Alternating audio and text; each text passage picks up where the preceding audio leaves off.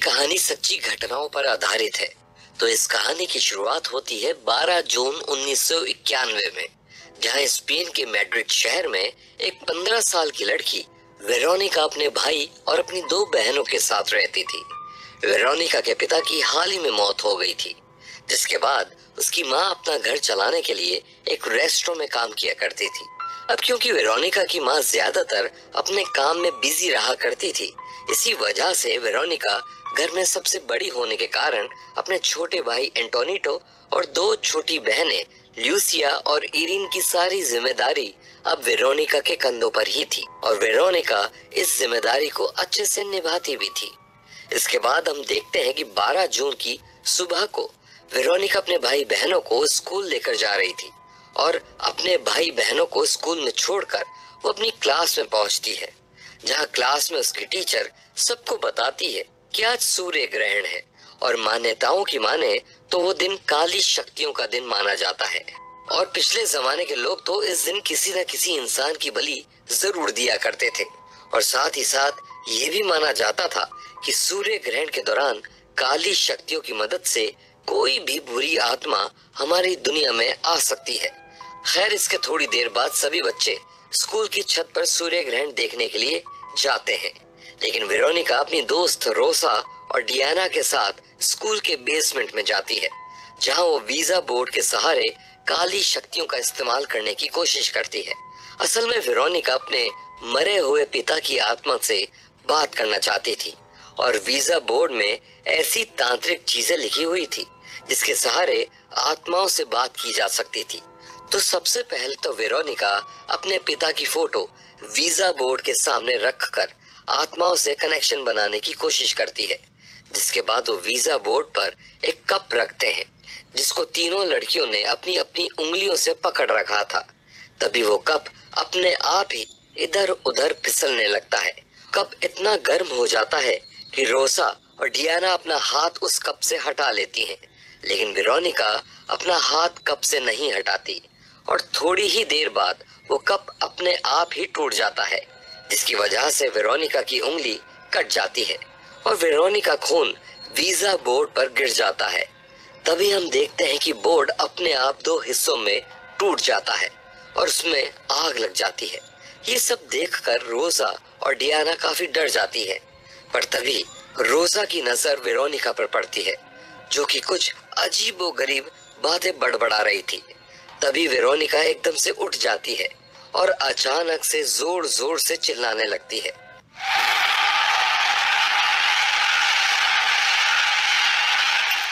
जिसे देखकर ये सब पता चल रहा था कि उस पर किसी काली शक्ति का साया आ चुका था। इसके कुछ समय बाद वेरोनिका की अब जब आंख खुलती है तो वो एक डॉक्टर के पास होती है, और वो डॉक्टर उसे बताते हैं कि शायद वो आयरन की कमी की वजह से बेहोश हो गई थी, जिसके बाद वो उसे अपने खाने पीने का ध्यान रखने को कहती हैं। खैर, स्कूल खत्म होने के बाद वेरोनिका अपने सभी भाई बहनों को लेकर अपने घर की ओर जाने लगती है, पर तभी वेरोनिका की बहन इरिन उसे बताती है कि सिस्टर डेथ, जो कि स्कूल में ही एक नन है, वो उसे घूर रही हैं। असल में वेरोनिका का स्कूल एक कैथोलिक स्कूल था, जिसके कारण वहाँ की ज्यादातर टीचर्स नन ही थी। लेकिन अब अजीब बात तो ये थी कि सिस्टर डेथ असल में अंधी थी, लेकिन इसके बावजूद भी वो वेरोनिका को कैसे घूर पा रही थी। खैर, इसके कुछ देर बाद वेरोनिका अपने घर पहुंचती है, लेकिन घर पहुंचकर अब वेरोनिका के साथ और भी अजीबोगरीब चीजें होना शुरू हो जाती हैं। जैसे कि वेरोनिका वो वीजा बोर्ड जो कि टूट गया था वो अपने साथ ले आई थी, और वो उसे अपने रूम में एक कप बोर्ड के ऊपर रखती है, पर जैसे ही वो कमरे के बाहर जाती है तो वो बोर्ड अपने आप वहां से गिर जाता है, और ऐसा कई बार होता है। इसके बाद हम देखते हैं कि वेरोनिका अपने भाई बहनों के साथ बैठकर खाना खा रही थी कि तभी एकदम से वेरोनिका की बॉडी फ्रीज हो जाती है, और ये देखकर उसके सभी भाई बहन भी डर जाते हैं। कुछ देर बाद वेरोनिका को उल्टियां होने लगती हैं। साथ ही साथ हम ये भी देखते हैं कि वेरोनिका के शरीर पर किसी पंजे जैसे निशान भी अब उभर के आने लगे थे, जिसे देखकर वेरोनिका भी हैरान हो जाती है। इसके कुछ समय बाद हम देखते हैं कि अब वेरोनिका अपने छोटे भाई एंटोनिटो को नहला रही थी कि तभी उसे अपने रूम से कुछ आवाजें आती हैं और चेक करने के लिए जब वेरोनिका अपने रूम में जाती है तो वहां का दरवाजा अपने आप ही बंद हो जाता है और तभी वेरोनिका को बाथरूम से एंटोनिटो की चिल्लाने की आवाजें आती हैं, जिसके बाद जैसे तैसे करके वेरोनिका वहां से बाहर निकलती है और सीधा बाथरूम की तरफ जाती है, जहां वो देखती है कि एंटोनिटो बाथटब में बैठा चिल्ला रहा था क्योंकि किसी ने गर्म पानी का नल चालू कर दिया था, जिससे कि एंटोनिटो का शरीर जलने लगा था। इसके बाद वेरोनिका अपने भाई को टब से बाहर निकालती है और उसके शरीर पर मलहम लगाती है ताकि एंटोनिटो को और जलन ना हो। इसके बाद रात हो जाती है और वो सारा परिवार सोने के लिए चला जाता है। अब रात में जब वेरोनिका सो रही होती है तभी उसे एक डरावना सपना आता है, जिसमें वो देखती है कि उसके पिता उसे बुला रहे हैं और तभी कई सारे हाथ उसके बेड के बाहर निकलकर उसे जोर से खींचने लगते हैं और तभी उसके पिता भी एक काले राक्षस में बदल जाते हैं और उस पर हमला कर देते हैं और तभी वेरोनिका की नींद खुल जाती है और वेरोनिका उस डरावने सपने से बाहर आती है। अब क्योंकि सपने की वजह से वो काफी लेट हो चुकी थी, इसलिए वेरोनिका तेजी से अपने स्कूल की तरफ भागती है, जहां पहुंचकर वो देखती है उसकी दोस्त रोसा उसे इग्नोर कर रही थी। अपनी इस सिचुएशन से परेशान होकर वेरोनिका वापस वहीं स्कूल के बेसमेंट में जाती है, जहां उसे एकदम से सिस्टर डेथ मिल जाती है, जो कि उसे बताती है कि वेरोनिका ने तांत्रिक प्रक्रिया करके बहुत बड़ी गलती कर दी और इस प्रक्रिया के दौरान उसके पिता की नहीं बल्कि कोई शैतानी ताकत हमारी दुनिया में आ गई है और अब वो आत्मा हमेशा वेरोनिका के साथ ही चलती है और इस वक्त भी वो वेरोनिका के साथ ही है। इन सब के अलावा सिस्टर डेथ उसे ये भी बताती है कि उन्हें हमेशा से ही कुछ ऐसी ही भूतिया चीजें दिखाई दिया करती थी और इसी वजह से उन्होंने खुद ही अपनी आंखें फोड़ ली, पर इसका भी कोई फायदा नहीं हुआ क्योंकि इन सब चीजों को देखने के लिए इंसानी आंखों की जरूरत नहीं होती है। इसके बाद सिस्टर डेथ वेरोनिका को सावधान करती है और उसे बताती है कि उसे अपने भाई और बहनों की रक्षा करनी होगी क्योंकि ये आत्मा बहुत ही खतरनाक है और इसका सबसे ज्यादा खतरा वेरोनिका के भाई बहनों को ही है। इसके बाद घर जाकर वेरोनिका अपने भाई और बहनों के कमरे में वाइकिंग्स के सिंबल लगाती है, जिससे वो ये बुरी आत्मा वहां से दूर चली जाए, लेकिन वो आत्मा सभी सिंबल्स को भी बड़ी आसानी से जला देती है और तभी वो भूत सोई हुई लूसिया को गला दबाकर मारने की कोशिश करता है,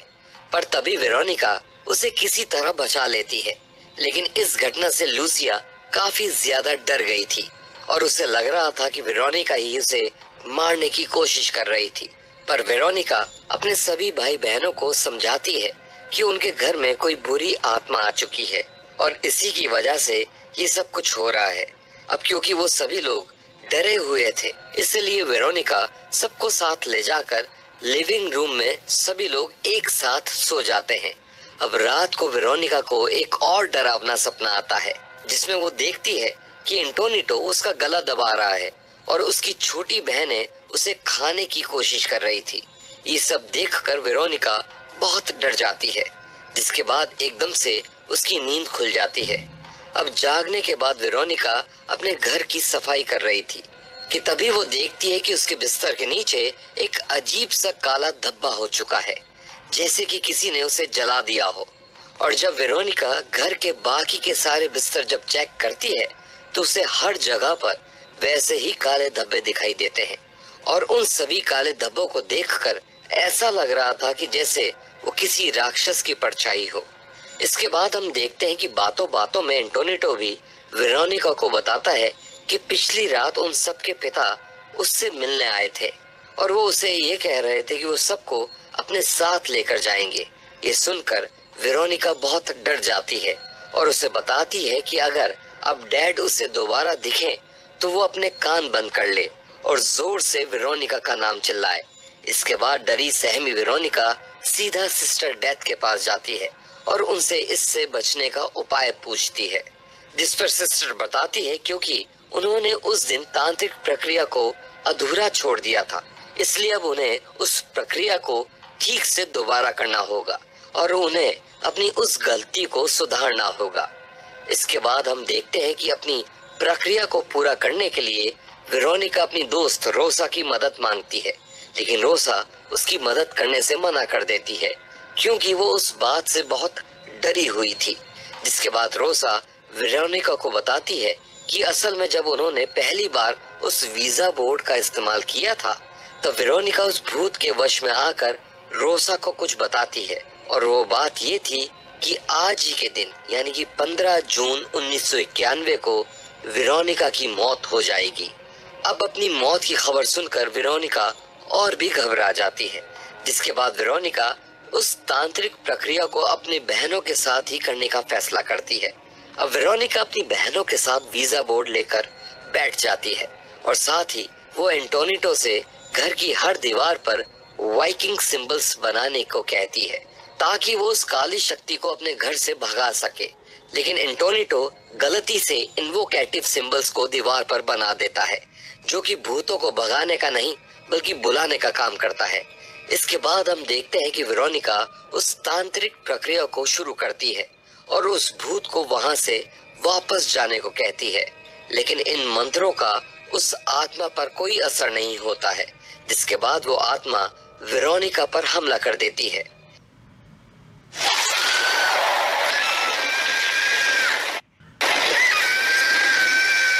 इसके बाद वेरोनिका उससे किसी तरह अपना पीछा छुड़ाती है। इसके तुरंत बाद वेरोनिका मदद के लिए पुलिस को कॉल करती है, लेकिन तभी हम देखते हैं कि भूत एंटोनिटो को उठाकर अपने साथ ले जाता है। जिसके बाद वेरोनिका अपने भाई का पीछा करती है और किसी तरह उसे उस भूत से बचाकर वहां से बाहर निकलती है।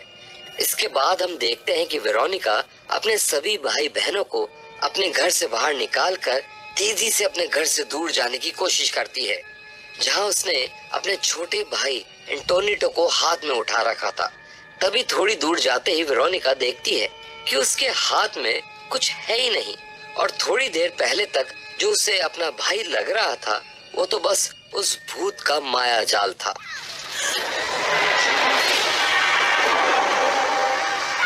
इसके बाद वेरोनिका अपने भाई को बचाने तेजी से अपने घर की तरफ जाती है। घर पहुंचकर वो अपने भाई से मिलती है जो कि एक कपबोर्ड में छुपा हुआ था और जहां एंटोनिटो अपनी आंख और कान बंद करके वेरोनिका का नाम चिल्ला रहा था, बिल्कुल वैसा ही जैसा वेरोनिका ने उसे करने को कहा था। और तब वेरोनिका को समझ में आता है कि असल में वो आत्मा कहीं और नहीं बल्कि उसके शरीर के अंदर ही है और असल में उस घर में जितनी भी अजीब और गरीब घटनाएं आज तक हो रही थी वो असल में वेरोनिका ही कर रही थी क्योंकि उस पर उस आत्मा का साया था। ये जानकर वेरोनिका बहुत दुखी हो जाती है, लेकिन अब अपने भाई बहनों को बचाने के लिए वेरोनिका अपना गला एक टूटे हुए शीशे के टुकड़े से काटने की कोशिश करती है, पर वो राक्षस उसे ऐसा करने से रोक देता है और इसी घटना के बीच में पुलिस वहां आ जाती है और वो ये सारा दृश्य देखकर दंग रह जाती है, जहां वेरोनिका आधी हवा में लटकी हुई तड़प रही थी और कुछ ही देर बाद वेरोनिका बेहोश होकर वहीं गिर जाती है। खैर पुलिस अब एंटोनिटो और वेरोनिका को वहां से बाहर निकालती है और उन्हें एम्बुलेंस में भेजती है। जिसके बाद अब पुलिस तहकीकात करने के लिए उस घर में वापस जाते हैं, जहां उन्हें वेरोनिका की एक तस्वीर मिलती है जो कि अचानक से अपने आप ही वो जलने लगती है। तभी पुलिस के पास एक डॉक्टर का फोन आता है जो कि उन्हें बताता है कि वेरोनिका अब इस दुनिया से जा चुकी है। तो इस तरीके से 12 जून 1991 से शुरू हुई ये कहानी 3 दिन यानी 15 जून 1991 को खत्म हो जाती है।